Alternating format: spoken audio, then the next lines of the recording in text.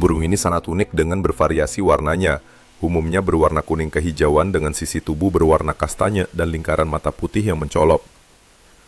Dahi dan garis di atas mata berwarna kuning. Bagian atas kepala dan punggungnya berwarna kuning zaitun.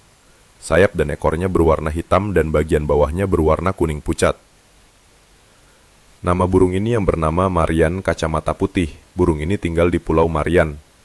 Sejarawan juga mencatat penemuannya yang bernama Edward Newton yang ahli burung Inggris adalah seorang administrator kolonial mendeskripsikannya sebagai spesies lengkap Zosterops semiflava pada tahun 1867.